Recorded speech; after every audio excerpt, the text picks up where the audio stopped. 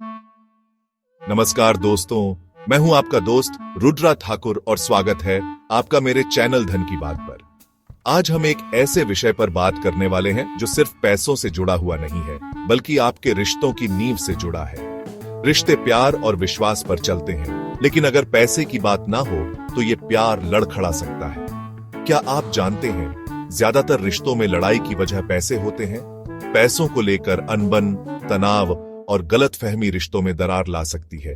इसलिए आज हम बात करेंगे कि रिलेशनशिप में पैसे कैसे संभालें, बेसिक से लेकर एडवांस लेवल तक। ये वीडियो आपको और आपके पार्टनर को फाइनेंशियल टीम बनाने में मदद करेगा। तो चलिए शुरू करते हैं। नमस्कार दोस्तों, रिश्ते में पैसों को लेकर मजबूत नींव रखना उतना ही जरूरी है जितना कि किसी भी इमारत के लिए। तो चलिए सबसे पहले फाउंडेशन को मजबूत करते हैं। रिश्ते में सबसे पहले जरूरी है ट्रस्ट और ट्रांसपेरेंसी। आप दोनों को एक दूसरे के प्रति पूरी तरह से ईमानदार होना बहुत जरूरी है। सबसे पहले खुद को समझें, आपका मनी माइंडसेट क्या है। क्या आप पैसे खर्च करने में यकीन रखते हैं या फिर संभल कर? क्या आप रिस्की इन्वेस्टमेंट पसंद करते हैं या फिर सेफ ऑप्शन? अब अपने पार्टनर के मनी माइंडसेट को समझने की कोशिश करें। क्या वो स्पेंडर हैं या सेवर?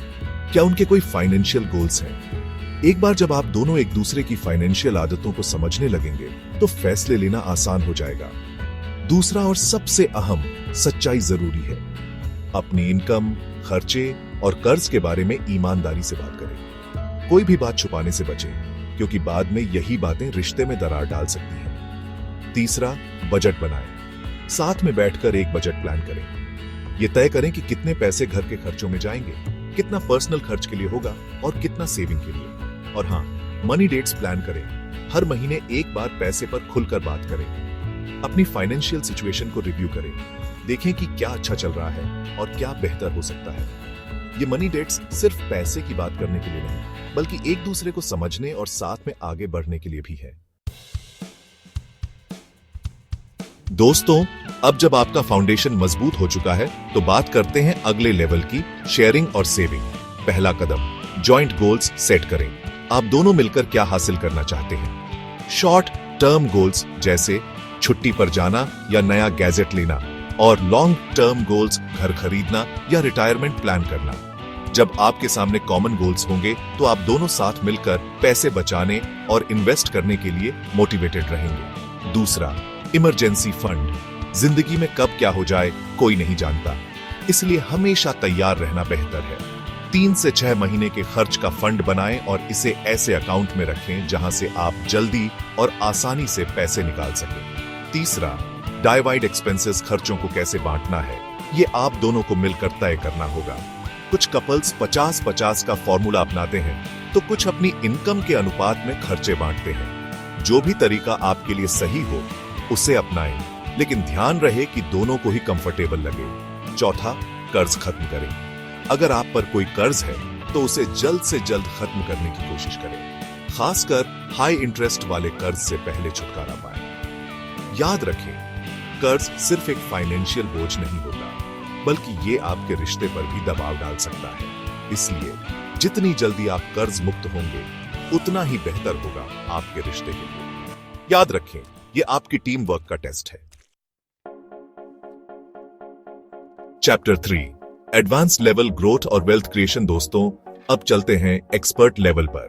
यहां से आप और आपके पार्टनर मिलकर फाइनेंशियल फ्रीडम की तरफ बढ़ सकते हैं। पहला कदम, इन्वेस्ट करें। अपने पैसों को काम पर लगाएं ताकि वो आपके लिए और पैसे कमाएं। शेयर मार्केट, SIP के जरिए हर महीने थोड़ा थोड़ा निवेश करें। ये एक डिसिप्लिन तरीका है लॉन्ग टर्म वेल्थ क्रिएट करने का। म्यूचुअल फंड्स, इक्विटी और डेट फंड्स का बैलेंस रखें। इक्विटी फंड्स हाई ग्रोथ देते हैं लेकिन रिस्की होते हैं, जबकि डेट फंड्स कम रिस्की होते हैं और स्टेबल रिटर्न देते हैं। रियल एस्टेट, साथ में प्रॉपर्टी में इन्वेस्ट करें। प्रॉपर्टी की कीमत समय के साथ बढ़ती है और ये एक अच्छा इन्वेस्टमेंट ऑप्शन हो सकता है। दूसरा, tax planning, tax saving investments जैसे ELSS, PPF का फायदा उठाएं। इससे आप टैक्स बचाने के साथ साथ अपना पैसा भी बढ़ा पाएंगे। तीसरा, बड़े इवेंट्स के लिए प्लान करें। शादी, बच्चे की पढ़ाई या रिटायरमेंट। हर बड़े खर्च के लिए समय से पहले प्लान करें। एक फंड बनाएं और उसमें रेगुलर इन्वेस्ट करें। चौथा, फाइनेंशियल सिक्योरिटी, हेल्थ और लाइफ इंश्योरेंस लेना ना भूलें। ये आपके और आपके परिवार के लिए बहुत जरूरी है। हेल्थ इंश्योरेंस आपको मेडिकल इमरजेंसी से बचाएगा, जबकि लाइफ इंश्योरेंस आपके परिवार को फाइनेंशियल सिक्योरिटी देगा अगर आपके साथ कुछ अनहोनी हो जाती है। चैप्टर 4, बिहेवियरल और प्रैक्टिकल टिप्स। दोस्तों, सिर्फ स्ट्रेटजी ही काफी नहीं है, आपके व्यवहार का भी बहुत बड़ा रोल होता है फाइनेंशियल सक्सेस में। पहला और सबसे अहम, मनी पर लड़ाई ना करें। हर कपल में कभी ना कभी पैसे को लेकर अनबन होती है, लेकिन इसे ईगो का मुद्दा ना बनाएं। शांत रहें, एक दूसरे की बात सुने और समझने की कोशिश करें। दूसरा, स्पेस दें। अपने पार्टनर को उनके पर्सनल खर्चों के लिए फ्रीडम दें। जरूरी नहीं है कि आप हर छोटी बड़ी चीज पर बहस करें। तीसरा, रिव्यू करें। अपनी फाइनेंशियल प्लानिंग को हर 3 से 6 महीने में रिव्यू करें। देखें कि क्या आपके गोल्स बदले हैं, क्या आपकी इनकम बढ़ी है, क्या आपको अपनी स्ट्रेटजी में कोई बदलाव करने की जरूरत है। और हाँ, अगर जरूरत लगे तो एक फाइनेंशियल एडवाइजर की मदद लें। एक फाइनेंशियल एडवाइजर आपको सही राय दे सकता है और आपकी फाइनेंशियल प्लानिंग को और भी बेहतर बना सकता है। याद रखें, फाइनेंशियल प्लानिंग एक सतत प्रक्रिया है। जैसे जैसे आपकी जिंदगी में बदलाव आते हैं, वैसे वैसे आपको अपनी फाइनेंशियल प्लानिंग में भी बदलाव करने की जरूरत होती है। इसलिए हमेशा अपडेट रहे और जरूरत पड़ने पर बदलाव करने से न हिचकें।